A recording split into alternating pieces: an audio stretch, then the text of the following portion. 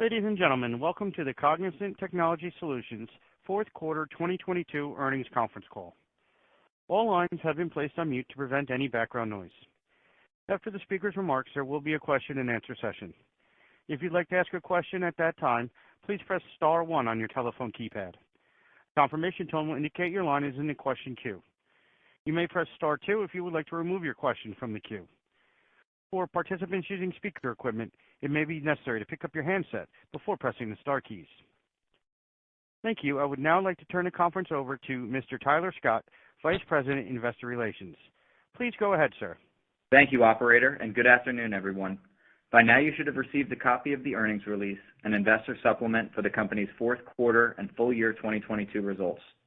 If you have not, copies are available on our website, cognizant.com. The speakers we have on today's call are Steve Rohleder, Chair of Cognizant's Board of Directors, Ravi Kumar, Chief Executive Officer, and Jan Siegmund, Chief Financial Officer. Before we begin, I would like to remind you that some of the comments made on today's call and some of the responses to your questions may contain forward-looking statements. These statements are subject to the risk and uncertainties as described in the company's earnings release and other filings with the SEC. Additionally, during our call today, we will reference certain non-GAAP financial measures that we believe provide useful information for our investors. Reconciliations of non-GAAP financial measures, where appropriate to the corresponding GAAP measures, can be found on the company's earnings release and other filings with the SEC. With that, I'd like to now turn the call over to Steve. Please go ahead. Thank you, Tyler, and thank you all for joining us today. Given the recent news, I wanted to join the call for this quarter to introduce myself and explain the changes we've recently announced. For those of you that don't know me, I'm Steve Rohleder, and I joined the board as an independent director in March of 2022. Last month, I became chair of Cognizant's board of directors. I previously spent 35 years at Accenture, where I served as Group Chief Executive of Health and Public Services, Chief Executive of North America, and Chief Operating Officer. Today, I'd like to briefly discuss our recent CEO transition and the board changes announced this afternoon supporting our ongoing board refreshment process. I also want to explain why we're excited for Cognizant's next chapter. Ravi will then introduce himself and share his thoughts before Jan discusses our fourth quarter results in detail. We'll then proceed to Q&A. Regarding our CEO transition, as we announced a few weeks ago, the board appointed Ravi Kumar to succeed Brian Humphries as CEO. Brian was a resilient leader, providing a steady hand as he steered the company through various challenges, including the global pandemic. On behalf of the board, management, and all of our associates, I want to thank Brian for his contributions, which have helped to position Cognizant to capture a large, growing market and fuel profitable revenue growth beyond our short-term challenges. We also appreciate that Brian will remain with the company as a special advisor until March to ensure a seamless transition. As part of the board's strategy to help Cognizant achieve long-term sustainable growth, we also announced today a new board appointment. Eric Branderes, a proven financial executive and public company director with demonstrated experience supporting growth in technology and in the energy industries, has been appointed to serve as an independent director on the board. Eric brings significant experience in finance, accounting, M&A execution, risk management, and ESG and corporate governance to Cognizant, and we welcome him to the board. The appointment comes as our board continues to strive towards optimizing its balance of director skills and tenures as part of its ongoing refreshment program. With Eric's appointment, the board has appointed 5 new independent directors over the last 4 years. Maureen Brake-Iron-Evans, a member of the board since 2009, has also advised the board that she will not stand for re-election at Cognizant's 2023 annual meeting of stockholders. On behalf of the entire board, we thank her for her more than a decade of astute guidance, exceptional leadership, and dedicated service to Cognizant. Given these changes to the board, our governance committee, our committee chairs, and myself will perform a comprehensive evaluation of committee composition with an aim toward balancing representation of board tenure and appropriate key skills and qualifications on our committees. These were topics that I, along with other members of the board, had the pleasure of discussing with several of our largest investors during our annual governance roadshow in the fourth quarter. Now, before I turn the call over to Ravi, let me share a little bit about our enthusiasm for his leadership. Over the past few years, Cognizant has navigated a dynamic, uncertain market while strengthening its operational and financial fundamentals. Heading into 2023, the board believes that Cognizant has established a solid operational foundation and now needs to move toward accelerating growth. This agenda requires a focused growth mindset driven from the C-suite. Ravi has this mindset. He brings a passion for building teams and driving growth in our industry, and we're confident that he's the right leader to take Cognizant into our next phase with a goal of ultimately delivering significant returns to our shareholders. Ravi also brings to Cognizant best-in-class operations, transformation, and leadership expertise at a global scale from a stellar 20-year track record at Emphasis. During his tenure, he oversaw the company's global services organization and drove growth across its global industry segments. Ravi is a proven strategist who secured significant IT services deals. He led international business operations in India, Latin America, Japan, and China, and he pioneered the creation of digital talent pools in the U.S., Europe, and Australia. Importantly, during his time at Emphasis, Ravi earned a reputation as a people-focused leader with a deep-rooted commitment to teams and associates.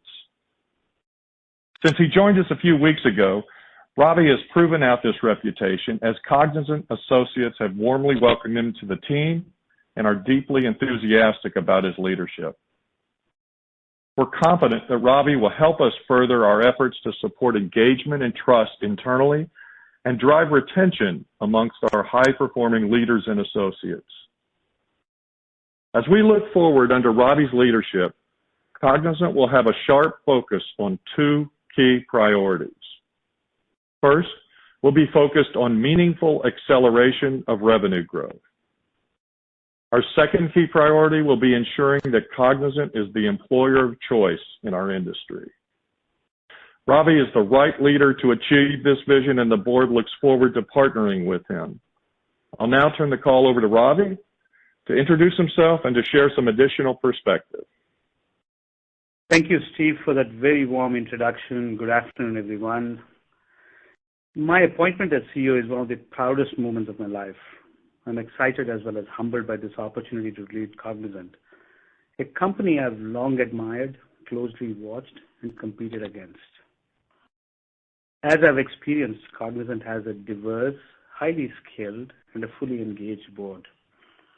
I'm grateful for the board's trust and support and for their efforts to lay the groundwork for me and the company to flourish. I'm also very grateful to my predecessor, Brian Humphries, who led the evolution of Cognizant's business. He refreshed and broadened the strategy, extended the company's portfolio, and drove the implementation of more rigorous systems and processes. With a very strong foundation in place, I'm not going back to the drawing board.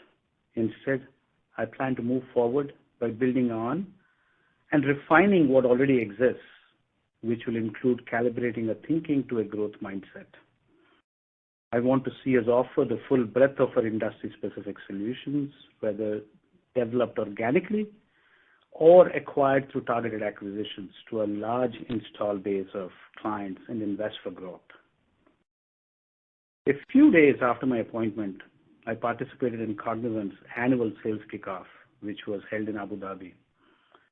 At the summit, 1,000 of our client-facing associates came together from around the world to take stock of all of what we have and what we need to accelerate growth.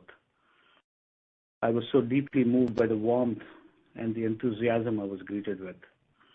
We set ourselves a goal to be an employer of choice, which we believe will be a pivot for growth. I plan to spend the next several months meeting with so many associates, clients, partners, and shareholders as much as I can. I will listen carefully with an open mind, build trust, and learn all I can about how best to unlock more value for clients, make progress in accelerating top-line growth, and drive long-term shareholder value. Because I like to be highly visible with clients and associates, my plan is to meet with 100 clients over 100 days, whether in person or virtually, and to visit with as many of our global teams as I can. Later this quarter, I'm spending several weeks in India and visiting associates at many of our locations across the country. Having joined Cognizant just 3 weeks ago, I'm early in my learning curve and need time to get my hands on the pulse of the business. That said, I've already identified several areas that are tied to operating with a growth mindset to focus on immediately. Today, I will look to talk about 3 of those important areas. First, making Cognizant an employer of choice in its industry. Second, strengthening our ability to win large deals. And third, enhancing our operating discipline. A quick word on each, starting with employer of choice. Spend time in the IT services industry and you quickly realize that sustained success hinges on the quality, dedication, and scale of our talent. The value we create for clients comes from the knowledge and the skills of our associates. Because the client experience and the employee experience are so tightly linked, we have the opportunity to create a self-reinforcing cycle. Highly engaged talent with a passion for clients and a growth mindset attract the best clients. These clients, in turn, attract more of the best people, keeping the flywheel turning faster. That's why one of our goals and one of my specific important roles as a CEO is creating conditions for all our associates to excel. I'm committed to investing heavily in providing associates with continuous learning, upskilling, and leadership development, all aimed at increasing their professional relevance. I believe the number one factor that will define success for Cognizant is to become the employer of choice in our industry. Everything else must be based on that foundation, especially the ability to consistently deliver industry-leading growth, which is the absolute focus of the entire management team. Let's turn to large deals, which are another top priority given how essential they are to building commercial momentum and enhancing our stature as a provider of business outcomes aligned by industry. Accelerating large deal bookings that will align with our risk appetite requires the client centricity and competitive self-confidence to walk the corridors of our clients, cultivating and mining existing relationships while hunting for new ones, and always showing up with an informed point of view. Over the last year or so, Cognizant has advanced its solutioning capabilities along with its project and program management processes. We have become better equipped to solution and manage large deals, and I plan to build on this foundation to re-energize our efforts. In particular, I want to instill a greater sense of pride and empowerment among our client partners and delivery teams to encourage a faster, more agile response to client needs. I have a weekly standing meeting during which I review 10 large deals and do everything I can to help our teams drive these deals over the finish line.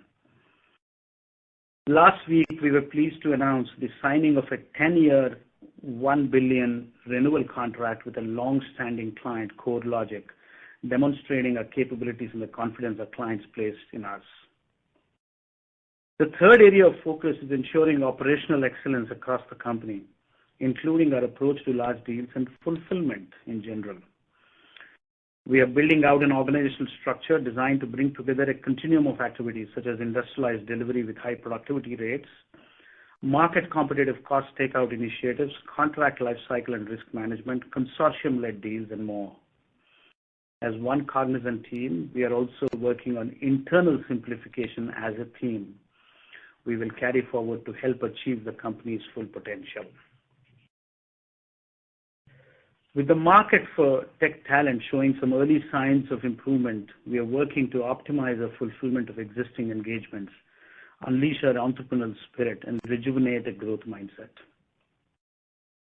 Switching gears for a moment, I would like to offer a few perspectives on the long-term demand environment for technology services.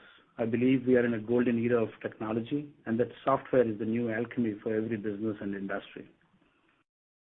As the world prepares for a post-pandemic reset of the way we work and live our lives, we see more organizations accelerating their embrace of digital technologies. Industries at lower levels of digital maturity like healthcare, life sciences, and manufacturing are stepping up their tech intensity, while those that are more digitally mature like financial services, retail, and communications are staying invested in digitizing their landscapes. We also interestingly see workplaces rapidly adapt digital technologies as employees get comfortable with continuously toggling between hybrid and physical workplaces. In an era of globalization that has spanned several decades, enterprises have turned to tech services companies to enable their businesses to scale and globalize. Today, every industry is a tech industry.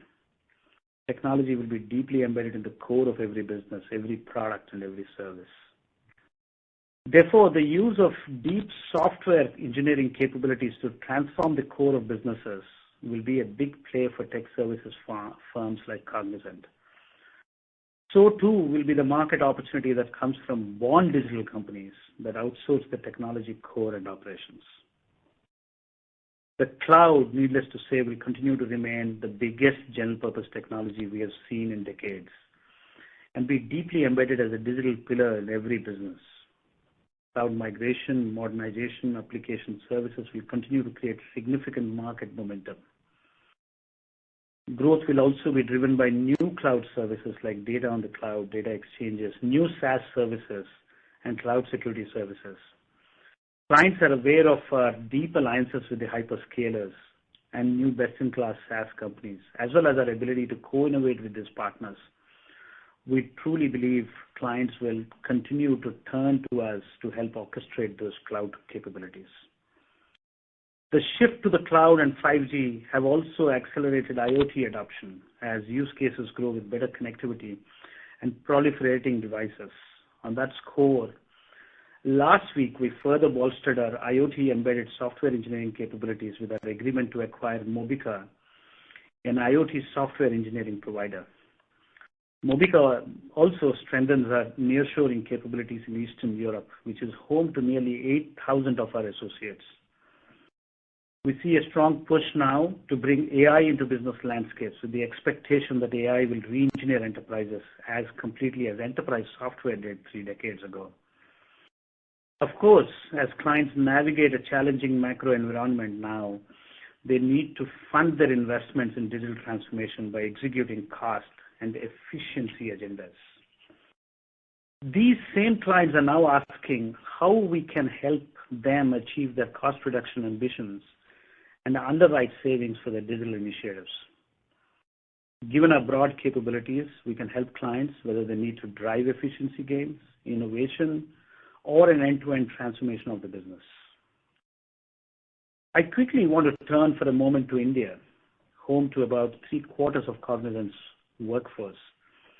India is likely to be the world's technology talent hub for the next decade. India's population has a demographic profile and digital talent pool unmatched by any other country. And NASSCOM forecasts some 2 million IT professionals will be added to India's talent pool over the next 3 years. We'll continue to capitalize on this surge in the IT talent in India as we intensify efforts to recruit from India's Tier 2 cities as well.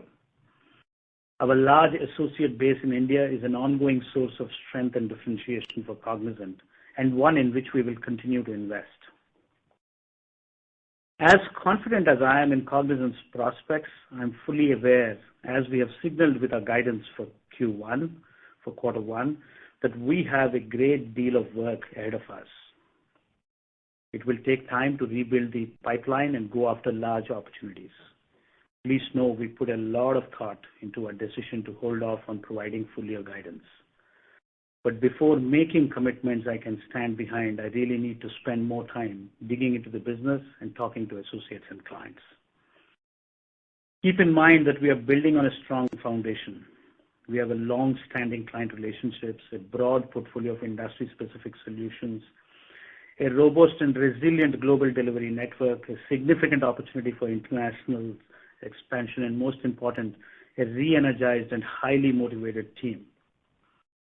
I intend to catalyze Cognizant's heritage culture of bold ambitions, our entrepreneurial spirit that emphasizes being fast, agile, and adaptable, and of course, our camaraderie and teamwork.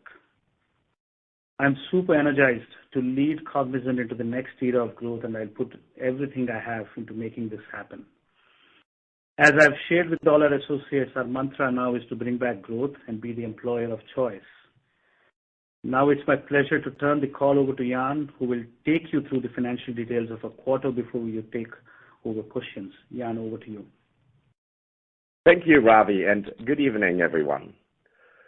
Fourth quarter and full year 2022 revenue were above the high end of the guidance range we provided on our third quarter earnings call in November, and in line with the revised expectations we provided on January 12th.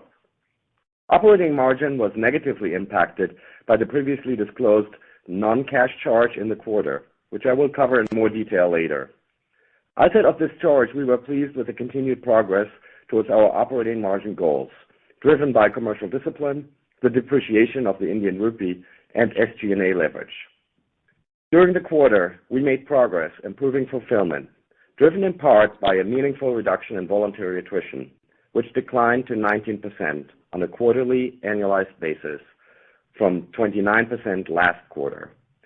This has allowed us to further decrease subcontractor usage and will enable us to put greater focus on driving improved commercial momentum in the quarters ahead. That said, the macro environment remains uncertain, and we continue to see pockets of weakness across several key verticals. Now, moving on to the details for the quarter. Fourth quarter revenue was $4.8 billion, representing an increase of 1.3% year-over-year, or 4.1% in constant currency. Year-over-year growth includes approximately 40 basis points of growth from our acquisitions and a negative 60 basis points impact from the sale of Samlink completed at the beginning of 2022. Full year 2022 revenue was $19.4 billion, representing an increase of 5% year-over-year, or 7.5% in constant currency. Year-over-year growth includes approximately 100 basis points of growth from acquisitions and a negative 60 basis points impact from the sale of Samlink. In Q4, digital revenue grew 4% year-over-year, or 7% in constant currency. This resulted in full year 2022 digital revenue growth of 11%, or 13% in constant currency. Digital mix was unchanged from last quarter at 51%, up 2 points from the prior year period. Q4 bookings increased 12% year-over-year, including the large agreement with CoreLogic that we announced last week. This opportunity is primarily a renewal of existing work, with some modest increase in scope during the latter years of the contracts. For the full year, we recorded bookings of $24.1 billion and a book-to-bill of approximately 1.2 times, unchanged from the trailing 12-month book-to-bill we reported last quarter. Outside the large renewal, bookings momentum remained muted exiting this year.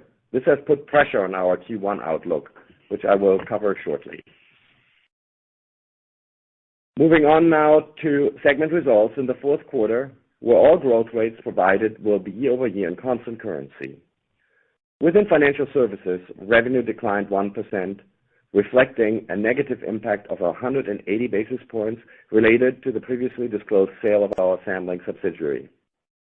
This was partially offset by growth among public sector clients in the UK and insurance clients.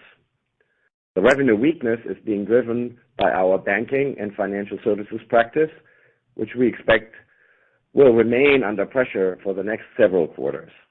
Ravi, the entire team, and I are laser focused on reevaluating our go-to-market strategy, enhancing the strength of this portfolio, and have initiated a series of actions, including certain leadership changes that we believe will give us the best opportunity to improve our performance. We are seeing early signs of success with select global banking relationships where we have successfully shifted our portfolio mix towards higher growth and strategic areas. This gives us confidence that we are moving in the right direction. However, more meaningful improvements will take time to implement. Health services revenue grew 5%, consistent with last quarter. We experienced similar growth among both healthcare and life sciences clients, which partially reflects some normalization of demand that had been driven by COVID. As we discussed last quarter, we have seen some pockets of softness within the segment driven by the macro environment and regulatory complexity. Despite these challenges, we continue to view our health sciences capability as industry-leading and remain excited about the growth opportunities over the medium term. Products and resources revenue grew 7%, a modest deceleration from last quarter.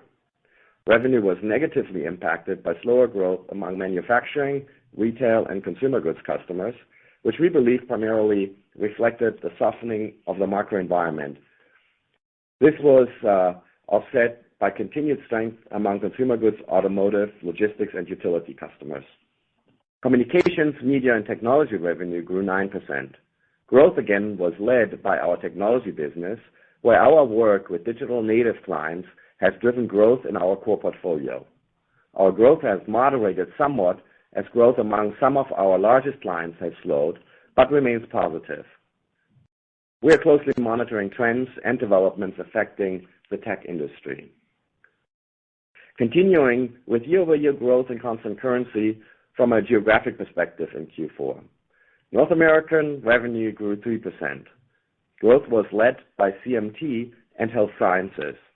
Our global growth markets, or GGM, which includes all revenue outside of North America, grew approximately 8%. It also included a negative 220 basis points impact from the sale of Samlink. Growth was again led by the UK, which grew 16% and included double-digit growth in financial services, including public sector clients. Now moving on to margins. In Q4, our GAAP and adjusted operating margins were 14.2%, as there were no non-GAAP adjustments in the quarter. On a year-over-year basis, both GAAP and adjusted operating margins declined by 110 basis points. This includes the previously disclosed negative 120 basis point impact from a non-cash impairment of capitalized cost related to a large volume-based contract with a health sciences customer. Our operating margin benefited from SG&A leverage, while gross margin pressure from increased compensation costs was partially offset by delivery efficiencies and disciplined pricing. We also experienced a meaningful tailwind from the depreciation of the Indian rupee, which represented an approximate 110 basis point benefit net of hedges year over year. Our GAAP tax rate in the quarter was 27%. Adjusted tax rate in the quarter was 26.8%. Q4 diluted GAAP EPS was $1.02, and Q4 adjusted EPS was $1.01, down 7% and 8% respectively. GAAP and adjusted earnings per share were each negatively impacted by 8 cents in connection with the impairment of capitalized costs related to a large volume-based contract with a health sciences customer. Now turning to the balance sheet. We ended the quarter with cash and short-term investments of $2.5 billion, or net cash of $1.9 billion. DSO of 74 days was flat sequentially and increased by 5 days year over year. Free cash flow in Q4 was $612 million, representing approximately 115% of net income. This brings full-year free cash flow to $2.2 billion, representing approximately 100% of net income, in line with our expectations. We are pleased with our performance in 2022. However, a change in U.S. tax law that became effective last year now requires companies to capitalize rather than currently deduct R&D expenses. As a result, like many other companies, This will impact our free cash flow in 2023. We expect capitalization of R&D costs for tax purposes to negatively impact free cash flow by $600 million, which includes deferred payments for the 2022 tax year as well as increased payments for 2023. With this change, we expect our cash conversion ratio to be below our target of 100% of net income in 2023. Moving on to capital deployment. During the quarter, we repurchased approximately 5 million shares for $300 million under our share repurchase program and returned $139 million to shareholders through our regular dividend. This brings total capital return to shareholders through share repurchases and dividends to $2 billion for the full year.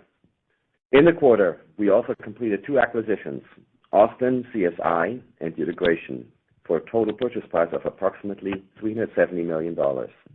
In addition, we announced the acquisitions of Mobica and the professional services and management practices of OneSource Virtual. These acquisitions are expected to improve our digital revenue mix, enhance our consulting capabilities. Our capital allocation framework remains unchanged. Over the longer term, we continue to expect to deploy a balanced capital allocation policy, returning to an aggregate of approximately 50% of free cash flow to shareholders in form of dividends and share repurchases, and allocating the remaining 50% to inorganic investments. Turning to our forward outlook. As Ravi mentioned, and you will see in our earnings materials, we are only providing revenue guidance for the first quarter of 2023. Given our bookings momentum in 2022 and the uncertain macroeconomic environment, we expect our full year 2023 performance to be below the multi-year goals we provided in late 2021. We intend to provide an update on the full year 2023 expectations for revenue and adjusted operating margin next quarter. For the first quarter, we expect revenue in the range of $4.71 to $4.76 billion, representing a year-over-year decline of -2.5% to -1.5%, or a decline of -1% to flat in constant currency. Our guidance assumes currency will have a negative 150 basis points impact, as well as an inorganic contribution of approximately 100 basis points. We look forward to sharing more as Ravi continues to get up to speed. As he discussed, we remain very excited about the medium-term market opportunity. We also believe that while the current macroeconomic uncertainty has led to some pockets of slowdown, it also presents an opportunity for Cognizant to help our clients operate more efficiently while continuing to invest in new digital capabilities. With that, we will open the call for your questions. Thank you. Ladies and gentlemen, at this time, we will be conducting a question and answer session. If you'd like to ask a question, you may press star 1 on your telephone keypad. Confirmation tone will indicate your line is in the question queue. You may press star 2 if you would like to remove your question from the queue. For participants using speaker equipment, it may be necessary to pick up your handset before pressing the star key. Please limit yourself to 1 question and 1 follow-up. Our first question comes from the line of Ashwin Shirvaikar with Citi. Please proceed with your question. Thank you, and congratulations and welcome, Ravi, and Steve as well. Congratulations to you. It's good to reconnect. I think my first question is growth mindset. I get that.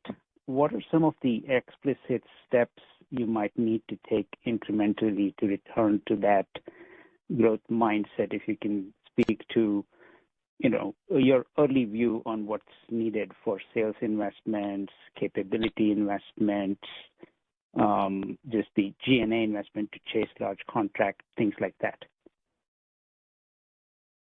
Thank you, Ashwin, for that question. Good to connect with you. Having spent a significant time in this industry, I would say to build a growth mindset, there are a number of things we need to do, but I would probably highlight 3 of them as I talk through today, the most important priorities. First and foremost, Cognizant has to be an employer of choice in this industry.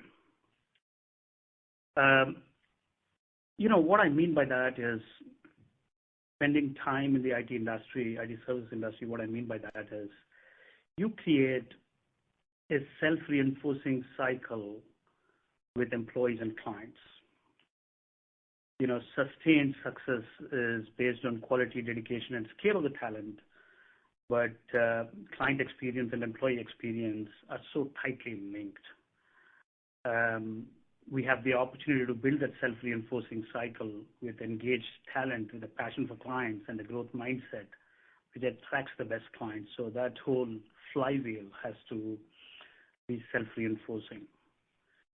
It means a lot of things, all the way from retention to upskilling, to leadership development, to enthusing the project and program leaders. Remember, we are a company of projects and programs, which essentially means as they walk the corridors, they mine our clients, these project leaders, and equally, they talk to our associates every day. So that is a starting point of where you try to build a trust with that layer and continue to create that self-reinforcing virtuous cycles, as I call it.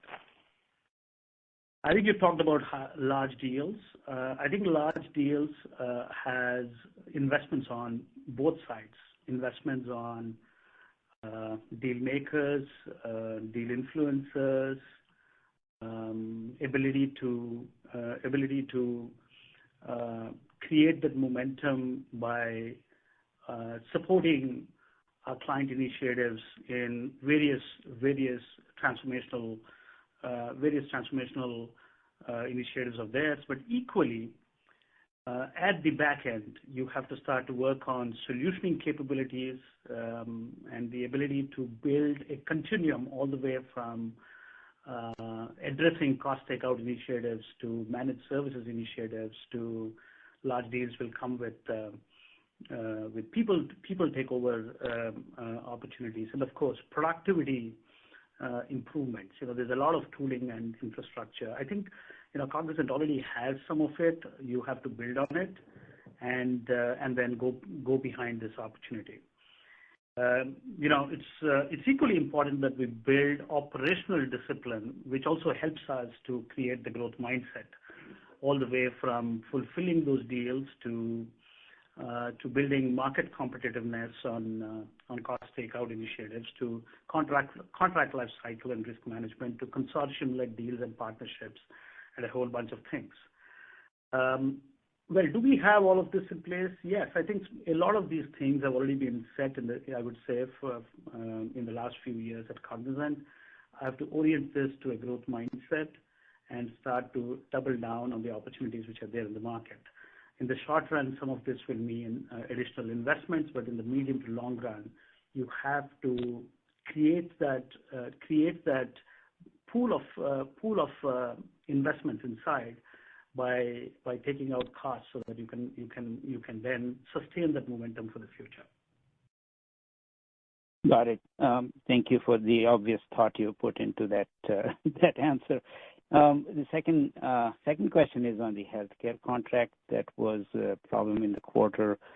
Any granularity on sort of separating out the top and bottom line impact, and is it ring-fenced now? In other words, that is the margin impact taken into account entirely in 4Q, or is there forward-looking impact, and what's the forward-looking revenue impact as well?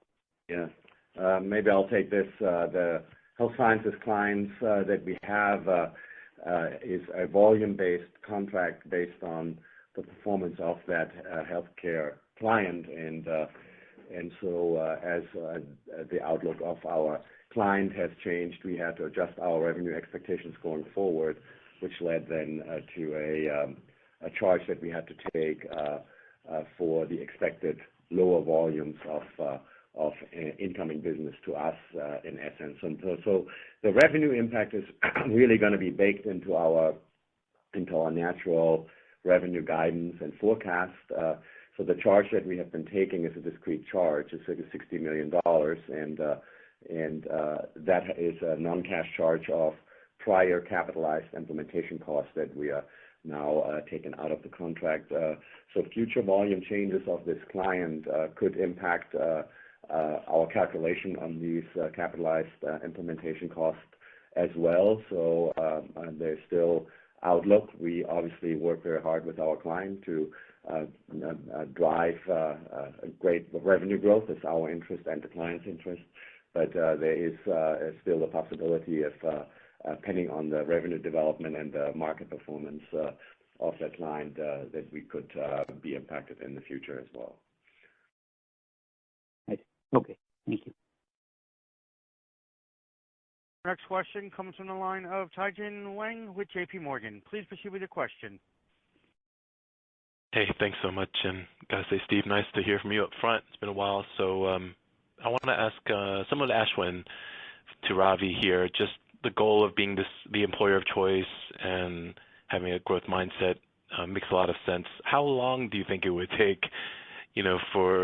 to change the culture to get to that level? I'm imagining it can't be a quick fix, but maybe you feel differently. Yeah, that's a good question. I'm just 3 weeks into the job, so I'm continuing to assess what we have, what we need to do. It's a virtuous self-reinforcing cycle, as I said. As much as it looks easy, it's if you're on it, it's easy. If you're not on it, it's not.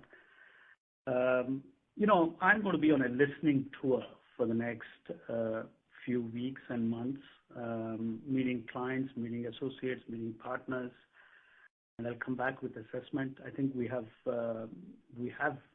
built enough both on client and employee infrastructure, organizational infrastructure.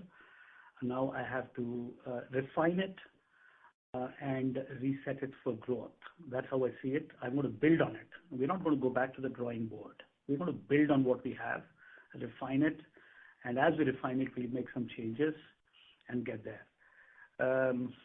With related to employees, a lot of our, 2/3 of our employees work out of India. So India is an integral part of our strategy to differentiate. And I'm going to spend the next few weeks in India as well, later part of February. And I'm meeting 100 clients in 100 days. And this is a goal which I've set for my own self, so that you get to know the pulse, stay focused on large deals. In fact, I'm doing a monitoring of 10 large deals every week, and we're continuing to keep the focus on commercial momentum. So it's in-flight transformation, as I call it. You continue to do this, but you continue to look for the medium to long-term sustained momentum, how you create it. That's how I see it. It's still a question I will probably like to answer once I spend a few more weeks going through the listening tour. Maybe I'll give Ravi also a tiny breather here and talk about the improved attrition, which is certainly one first step into the right direction of becoming a more attractive employer and seeing it reflected. So clearly the dynamic in the labor markets have shifted also, but we also believe that the investments that we have made, not only in regular and competitive merit cycles. You may remember we announced in the last quarter that we had accelerated this year's merit cycle to the second quarter, which is also important for the modeling of you guys into the second quarter, and that we have made huge progress on internal promotions, career pathing, and learning and development and education, et cetera, as we have increased the number of our college graduates into our pyramid. So I think we have seen now a year of this pyramid from a nuts and bolts piece to stabilize, and we were very pleased with this relatively steep drop, in attrition in just one quarter. So we feel we are off to a good start here, and then I think Ravi's focus on management, on enthusiasm, on growth, and aligning will help, and then we'll kind of continue to refine those investments as we see needed. But I think we have already entered the year actually on that side with a big step forward. And also the talent supply chain, we've been able to streamline it, strengthen it, and be ready for fulfillment and opportunities which our clients are looking forward to. Yeah. Then if it's okay, if I could ask that as my follow-up, then given that 10-point drop in attrition, and you've still hired a little bit, the utilization rates did drop. So from a modeling perspective, not to bore people, but anything to guide us to in the short term on some of those KPIs because they are moving quite a bit here? We were obviously on this utilization metric also a very detailed answer. In this quarter, the slight decrease in utilization is actually more driven by the relative higher percentage of Gen Z hires into our pyramid, which are not as utilized in the young age, and actually a return to normalized vacation taking compared to the COVID years of where we had abnormally low vacation periods. So those were the biggest factors. So I wouldn't model too much into the utilization.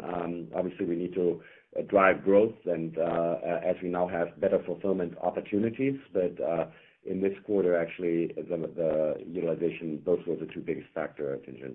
Okay, perfect. Thank you, Jan and Ravi. Appreciate that, and look forward to getting to the updates and safe and healthy travels. Thanks. Thank you. Our next question comes from the line of James Faucette with Morgan Stanley. Please proceed with your question. Great. Thank you so much. I want to follow up a little bit on Tien-Tsin's question as well as Jan and Ravi's comments is, if we look at, Ravi, your initial stages of evaluating and listening to customers and what you're seeing in the business, and if I put that together with Jan's comments around investment that seems to be helping in attrition, et cetera, I'm wondering if the two of you can give some perspective on if there's anything that stands out right now as maybe points or places where there could have been underinvestment that you'd like to direct resources, and how does that impact the way that you're thinking about, you and the board are thinking about the right objectives from a cost and profitability standpoint? Ravi will chime in after I give you the more technical thing. I think as we mostly developing these plans, so we're clearly not at the end of the job, otherwise we would give guidance today. But when you think large deals and calculate a certain large deal volume, I think deal characteristics of large deals have impact onto our margin profile. And when we think about that, we need to build kind of our culture to leverage the relative margin strength, if you exclude our healthcare charge, and our pricing discipline and our delivery discipline, so that it allows us to be competitive for these larger deals that may cause dilution initially and then ramp up to their full margin potential. So I think the biggest impact practically would be to figure out for us, assuming the success in our large deal focus, of what that would mean for the overall P&L structure. I think that's going to be the biggest one. There are going to be other investments that Ravi is going to be proposing, but I think we're going to be managing those a little bit more within the framework of an SG&A volume that we have already. Not to take that away from you, Ravi, but I think. No, Jan, I think you covered it so nicely. Yeah. The one thing I would probably add is, I think in the last 1 to 2 years, Cognizant has invested heavily on organizational infrastructure to take large deals on a continuum, all the way from managed services to transaction-based pricing to cost takeout initiatives to digital transformation on that continuum. Now is the time to leverage those investments and take those large deals and be competitive on those large deals. So in a way, I would say a large part of it is done. We have to now strengthen it, and we have to orient it to the market for the opportunity which is going to be presented to us.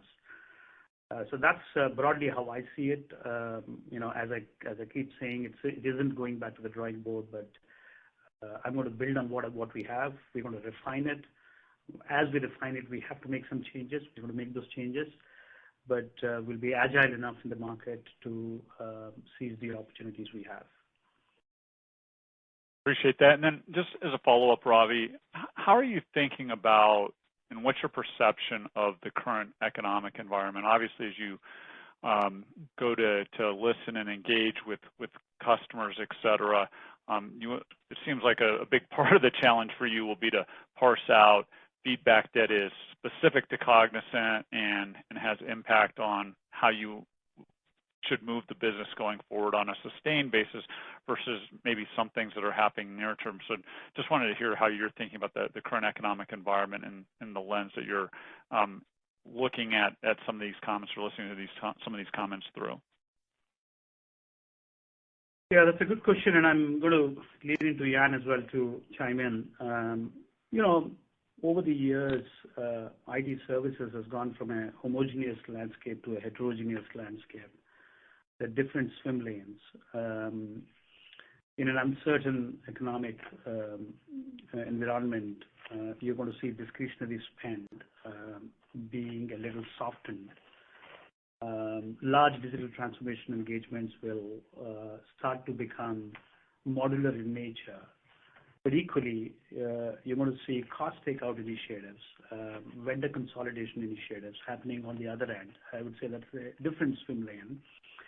But enterprises are continuing to invest because not only are they investing on the consumer side of digital, they're also investing on the employee side of digital because employees today are interacting with their organizations on a digital platform because of the hybridness of how work and workplaces are. So I would say it's a duality of sorts. On one side, you would see softness. On the other side, you would see cost takeout and vendor consolidation kind of happening. Depending on the industry you look for, there are industries which have lesser tech and digital intensity, and the industries which have higher tech and digital intensity. And some of them are using the digital platform to transform and deliver. In fact, I would say digital technologies is almost like a deflationary force in an inflationary economy. So some of our clients are using digital technologies to do so. So it's a mixed bag. Because of the heterogeneity, I would say it's a mixed bag. Each swim lane has its own characteristics. Jan, you want to chime in? Yeah, I'll give you a little bit more background maybe about our bookings performance and where we have seen the softness and geographically and by digital. We actually did have a relatively solid bookings growth in digital this last year, and I'm giving you full year numbers. It's about, I'm doing this, Tyler, 16-18% or something growth in the digital bookings world, and then we saw actually the weakness by sector really concentrated, as you would expect, in our financial services group, where we saw the biggest decline in bookings volume for us. And as Ravi illustrated in his comment, it's kind of almost in every industry where we're trying to sort out, are we having some industries stronger and others, but we do have success stories by industry sector, and we have declines in industry. So it seems to be a little bit client-specific of what we need to watch out. You have talked, obviously, now looking forward, we enter the year with one of our largest pipelines ever, basically. Now, a lot of work, which is for Ravi and the market teams to achieve, is to convert that pipeline into qualifications and into bookings numbers. So there seems to be a lot of opportunity still out in the thing. Obviously, the mix of that business is shifting a little bit. We want to drive a higher participation and a higher bookings number for larger deals, which we haven't had in the past, and that's the true revenue and incremental revenue opportunity that we're aiming to capture. But there is still a very solid market out there, even though the demand on a sequential basis has gotten a little bit softer, if that makes some sense. So we're going to be laser focused, obviously, on converting this opportunity into bookings and then into revenues. But the underlying market remains attractive from my perspective. That's great. Thanks for the color, Ravi and Jan. Our next question comes from the line of David Togut with Evercore. Please proceed with your question. Thanks so much. Congratulations, Ravi and Steve. It's really good to hear your voice again. Could you, Jan, give us some guardrails around gross margins in 2023? Not looking for anything precise, but maybe just help us think through some of the headwinds and tailwinds. You had a number of wage increases in 2022. Obviously, attrition coming down helps a little bit, but could you help us think about, what the gross margin range might be this year? Well, that I cannot do, but I think I can give you a few, David. Good to hear your voice as well, and I give you a few pointers that I think are kind of important for the modeling that we had prior disclosed. So the usual merit increase that puts negative pressure on our gross margin in the fourth quarter will now occur in the second quarter. So that will disturb a little bit our pattern of regular margin development throughout the year. If anything, I think that second and third quarter traditionally are our strongest margin patterns, and then we have the fourth quarter due to the merit thing. That will shift a little bit. But other than that, we are not really thinking that the general dynamic of our pattern of the year is going to shift in a very meaningful way. So I think it's like, even though past performance is no guarantee for future performance, but when I think about our year, I think the principal dynamics remain unchanged. We have seen, maybe as this one point, I'm getting into trouble here as I look at Tyler, but we have seen actually moderate to good success with our pricing initiative. And so the contribution of our pricing initiative to gross margin in the fourth quarter was the highest. So we have really built quarter after quarter momentum, and it was 50% higher than all other quarters together. And so we're entering with a little bit of pricing momentum, and then that's going to be partially offset by our wage increases in the second quarter. And then, as you said, coming up with some sort of metric which of how attrition is going to help us in revenue or fulfillment and some efficiencies is going to be then for the modeling. That's what we also undergo right now, David. So I really don't have those numbers yet for you, and we're planning to do the update in the second quarter then. Understood. Thanks so much. Our next question comes from the line of Jason Kupferberg with Bank of America. Please proceed with your question. Hey, guys. Thanks for taking my call. Congrats to Steve and Ravi.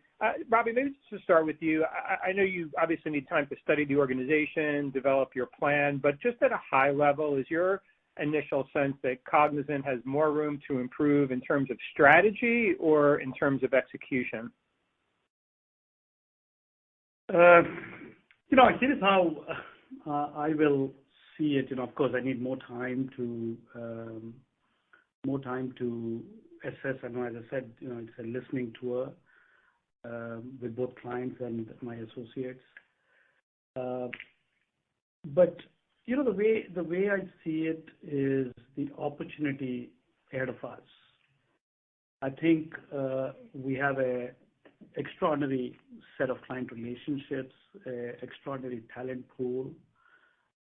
Looking from outside, I've always been impressed by the entrepreneurial spirit, the bold ambitions, and some very good teamwork at Cognizant. The one strength I've always been excited about at Cognizant is the confluence of industry vertical experience with technology expertise. Very unique spot. It's a very, very unique spot. So I'm going to almost see this as a way forward strength and look for opportunities which will fit the bill. And I do believe that we have the necessary organizational infrastructure to attract employees, retain employees, attract clients, retain clients, and also win large deals. That is how I see it. The opportunity in front of us is what I'm kind of configuring and calibrating the firm to. Instead of actually looking back, I'm looking forward and trying to gear up for that opportunity with what we have and what we need to build. So that's broadly what I can say, how I'm actually trying to approach my way forward direction. Very helpful. And just as a follow-up, this might be more for Jan, but how close are we, do you think, to fully remediating the fulfillment issues? And then just any at least directional commentary you can give us on first quarter operating margins? Thanks, guys. Yeah, the fulfillment in the fourth quarter really improved very meaningfully, and it gives us part, I think, it's part of the optimism we have that we can go to clients and fulfill their needs, which, as we had talked in the third and fourth quarter, in the third quarter was hampered at times by our resource constraints. So I think the improvement in fulfillment will translate into accelerated and enhanced sales activity. That's at least part of our thesis that we have. And it should obviously lower our need for recruiting and have efficiencies in the support for all of this, will make clients happier and so forth. So the underlying engine running smoother is really a shift compared to where we were throughout last fiscal year. So I think that gives us hope and gives us optimism for it. Yeah, we're not giving a first quarter margins, unfortunately, so I can't help you with any direction there. Yeah, so just to add to what Jan said, I think my initial few weeks, one of the observations is I think our talent supply chain is grinding well, or it's kind of moving very, very well. Some of the clients I've spoken to in the last few weeks have started to tell us that we can start to get some of the demand moved to Cognizant with your fulfillment starting to look good. So I'm actually very excited about the progress we've made on fulfillment. I think we are ready to take more. And we're ready to continuously sharpen the talent supply chain for the opportunity with our clients. Our clients are starting to see that traction with us. Thanks for the comments. Ladies and gentlemen, that is all the time we have for questions. I'd like to hand the call back to management for closing remarks. Great. Thank you all for joining us. We look forward to catching up with you in a couple months on our first quarter earnings call. Thank you. Thank you. Thank you. Ladies and gentlemen, this does conclude today's teleconference. Thank you for your participation. You may disconnect your lines at this time, and have a wonderful day.